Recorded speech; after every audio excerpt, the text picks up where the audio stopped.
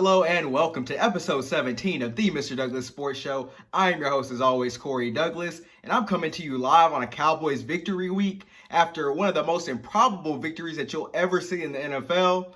The Falcons became the first team in NFL history to lose when scoring 39 points while committing 0 turnovers. They blew a 20-0 first quarter lead that they had, and they blew a 39-24 lead with 4:57 left in the fourth. And there's a lot to dissect with this game. And the way I'm going to get this episode started is with my stars of the game. My number one star of the game, how could you go against the quarterback, Dak Prescott? Dak Prescott, 34-47, 450 yards, 1 passing touchdown while accumulating 3 rushing touchdowns. He actually became the first quarterback in NFL history to throw for 450 yards while also rushing for 3 total touchdowns in the game. So salute to Dak Prescott. Keep in mind, this is a performance that Dak had to go without his starting left tackle as well as his starting right tackle. Tyron Smith woke up late in the week with neck stinger, so he was held out of Sunday's game. My next star of the game is Cowboys rookie receiver CeeDee Lamb. 6 catches, 106 yards, and also a big third down catch late in the fourth quarter that kept the drive going. And obviously the Cowboys eventually went on to score a touchdown on that drive. My third star of the game, it has to be tight end Dalton Schultz. Coming into the season, he was projected to be the second or third string tight end behind Blake Jarwin. Obviously, Blake Jarwin went down last week with a torn ACL, but Schultz stepped in after an early fumble and came with a 9-catch, 88-yard performance while accumulating 1 touchdown. And then my fourth and final star, I have to give it to Joe Thomas, linebacker. He's filling in for Leighton Vander Esch, who's out for probably about 2 months, and also Sean Lee, who's out about 6 weeks as well. He stepped in with 12 tackles to be second on the team behind Jalen Smith. Okay, so let's go ahead and turn to some of the negatives from Sunday's game. Obviously, the first quarter was an absolute disaster. The Cowboys basically fumbled every time they touched the ball, it seemed like. Dak had a fumble where he was trying to do too much. Zeke had a fumble, which was inexcusable for him because he had just fumbled a couple plays prior and actually got it back to save himself, but then he came right back out and fumbled again. That definitely, he has to work on that ball security heading to Seattle. Dalton Schultz had one as well early in the game where it was just the Falcons linebackers were just punching at the ball, and the Cowboys ball security just wasn't up to par at that point in the game, which put the team in a hole. Like I said, they were down 20-0 heading to the second quarter and down 29-10 at halftime. All right, so also on my list of negatives is Cowboys defensive end DeMarcus Lawrence. He hasn't had a sack since last November. He's not making the impact plays that a $20 million defensive end should be making at this point. In the Rams game, he was mostly silent other than a batted ball that he had tipped, and then you saw him running after Goff, forced Goff to get rid of the ball quicker than usual. In this game on Sunday, he only played 28 snaps after leaving the game banged up with an apparent knee injury. But overall, like I said, he hasn't had a sack since November, and for $20 million, I need more from that defensive end. I can't have him just being a run stopper and occasionally batting a ball down. I need production as far as sack. He only had 5 the entire season last year. That's not going to be good enough. And moving off of DeMarcus Lawrence, my next negative is the coaching. So now a lot was made coming into the season about analytics and does McCarthy believe in analytics? And he's even on record saying at his opening press conference that he kind of sold himself a little bit to get the job as the Dallas Cowboys head coach.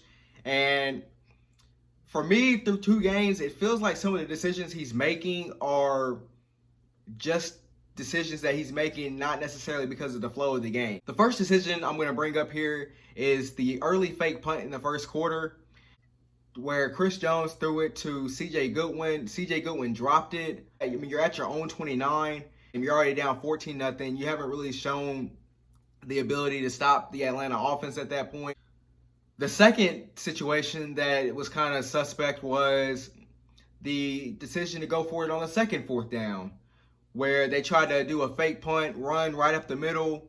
If you're going to go for it in that situation, you need to have your offense on the field who was mostly doing whatever they wanted, like I said, when they were holding on to the ball. So I didn't agree with that decision. And then the next decision I'm going to bring up is the one where they go for two when they score to make it 39-30 in the fourth quarter. They do a toss play to Zeke. Zeke gets stuffed and keeps it at a two-possession game at that point, 39-30. I don't necessarily agree with that decision. I know the analytics will tell you that in that situation you should go for it to set yourself up so you have as much information as you need. But at that point, I'm keeping it a one-possession game and living with the results. Obviously, it worked out for them just due to some incredible luck. But the coaching so far through two games, I'm not completely sold on Mike McCarthy. These are some of the same concerns I had when he was first hired as Cowboys head coach. Yes, he's an upgrade over Jason Garrett, but at this point, when you're the Dallas Cowboys franchise, you're not just settling for, oh, he's just an upgrade over a very mediocre at best coach. So those are my three concerns. And I mentioned a couple of the breaks that the Cowboys had to have in that game. The number one break that the Cowboys got was the Julio drop touchdown. He got behind the rookie Trayvon Diggs and just dropped an easy touchdown. Probably 9 times out of 10, Julio's going to bring that in, and the Falcons are going to score a touchdown there. In that situation, it didn't. It worked out for the Cowboys. And then the second break they caught was the onside kick, which I'm not exactly sure what Atlanta was thinking in that situation. There's probably 5 or 6 Falcons around the ball, and they just didn't pick it up. They were just staring at it almost. But I do love that John Fossil, the Cowboys special teams coach, after the game said that was by design, by kicking it to the Cowboys sideline. It's such a minor thing that you would think of, but it's something that here in Dallas we're not used to. So that's really all my takeaways from this week's Cowboys game. It was incredible. It was improbable. And I probably haven't seen a game like that since the Tony Romo 5 pick game in Buffalo in 2007, where they squeaked out a win. Nick Folk kicked the game-winning kick. 1-1 obviously feels a lot better than 0-2. All right, so this next segment, I'm going to go ahead and get into my takeaways from around the rest of the league. My number one takeaway, obviously, it has to be the amount of injuries that took place this week. And it wasn't just injuries to, your middle-of-the-road NFL players. There were some superstars that were really hurt. Obviously, starting with Saquon Barkley, who's out for the season with a torn ACL. Nick Bosa from San Francisco, torn ACL. Solomon Thomas, torn ACL. Christian McCaffrey, high ankle sprain, out 4 to 6 weeks. The list just goes down the line as far as the injuries that took place. And I think coming into the season, I knew there was going to be a lot of injuries, but for it to be hitting this quick and this early in the season is really, really crazy. So I have to believe after this amount of injuries that have taken place this early in the season, I don't think you'll be hearing many NFL players around the league complaining about the offseason program at all. When you talk about the mini camps, the OTAs, the training camp, I think all those things play a factor into the injuries that we've seen in week 2 and going back to week 1 as well. Obviously, week 1 wasn't as severe as week 2, but there was still a clash of injuries there as well. So definitely, that's my number one takeaway, is just the amount of injuries. All right, so now my number 2 takeaway is really an apology, and I'm apologizing to the Green Bay Packers. Coming into the season, I thought they would regress a bit and not win the NFC North. I thought the Minnesota Vikings would take that division. Through 2 weeks, that looks horrible. The Green Bay Packers are on fire. Aaron Rodgers is on fire. Aaron Jones is on fire. The defense is picking up right where they left off. Sacks, takeaways. And Minnesota is a train wreck right now. They're 0-2 after getting demolished against the Colts this past weekend. So I apologize to the Green Bay Packers for just doubting them.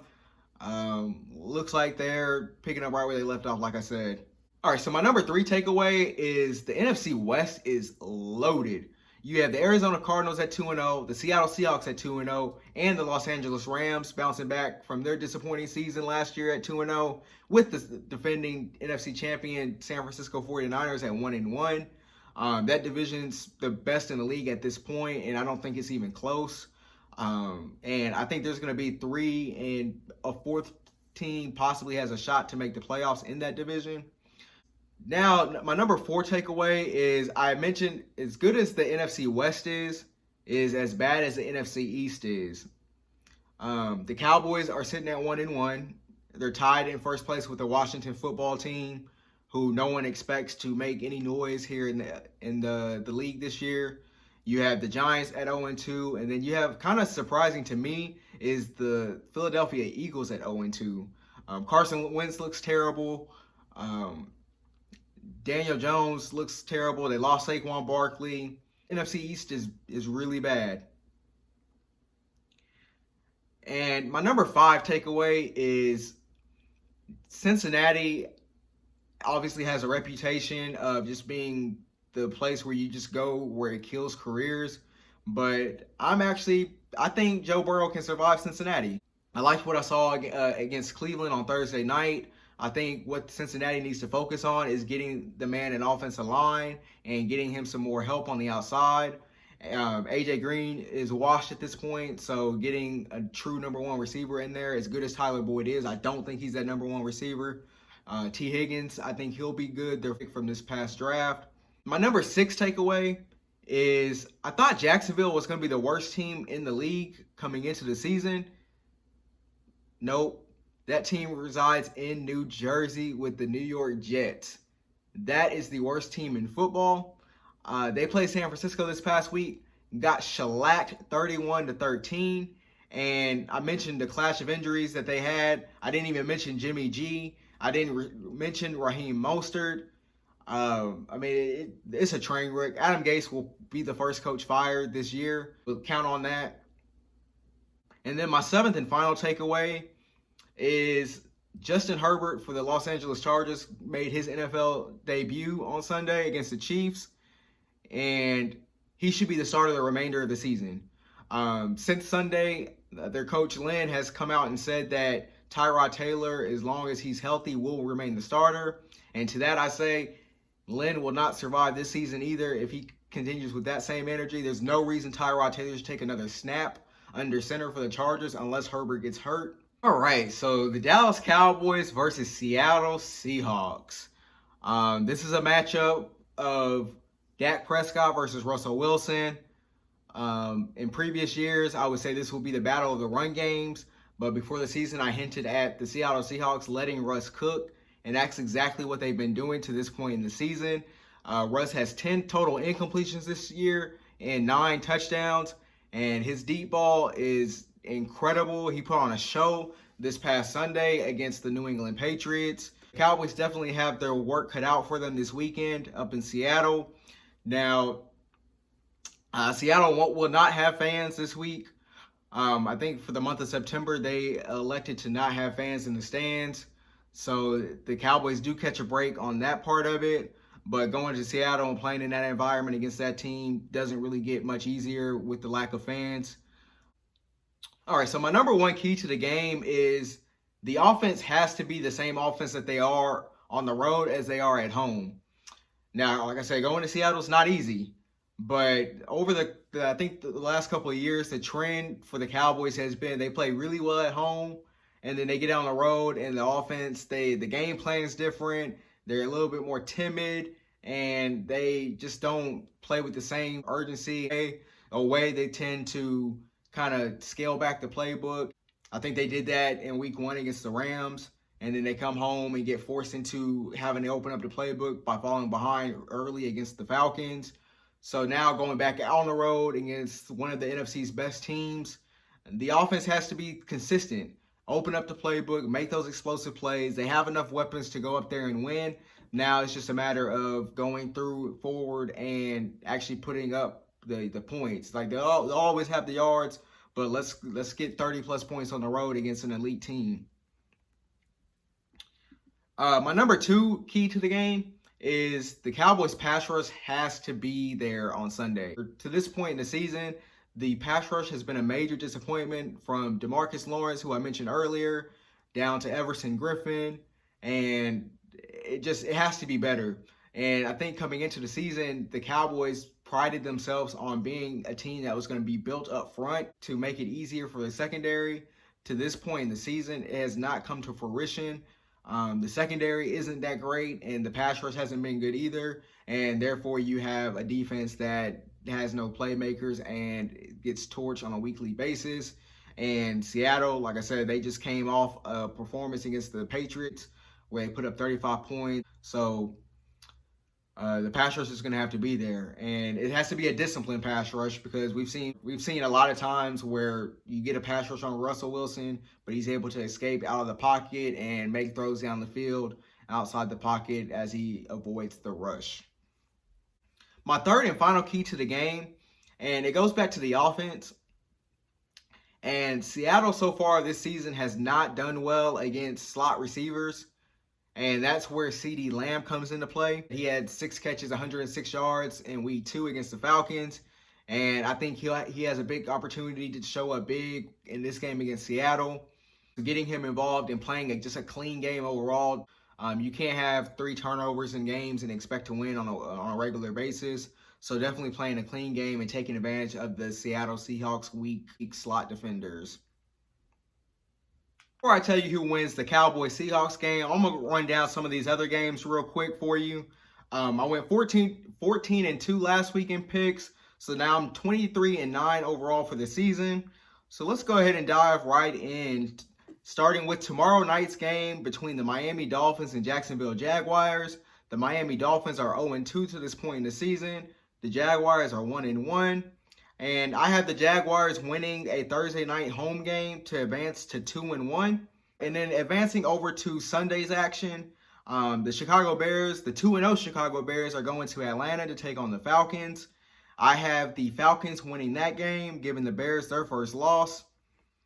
We have the Battle of the Undefeateds with the Los Angeles Rams traveling to Buffalo to take on the Bills. I have the Rams coming away on the road on that one, advancing to 3-0. The Washington football team will be in Cleveland taking on the Browns. I have the Browns advancing to their second straight home win. And I mentioned how bad Minnesota has been so far this season. Kirk Cousins looks washed. I have the Tennessee Titans going to 3-0 against Minnesota in Minnesota. I have the New England Patriots going to 2-1 against the Las Vegas Raiders on Sunday. I have the 49ers picking up their second straight road win in the Meadowlands this Sunday. Despite the many injuries that they have on their team to this point. I have the Eagles getting their first win against Cincinnati. I have the Steelers advancing to 3-0 against the Houston Texans. I have the Indianapolis Colts going to 2-1 against the worst team in football, the Jets. I have the Los Angeles Chargers beating Carolina. I have the Tampa Bay Bucks and Tom Brady going to Denver and getting a big win. I have the Arizona Cardinals beating the Lions on Sunday, sending the Lions to 0-3.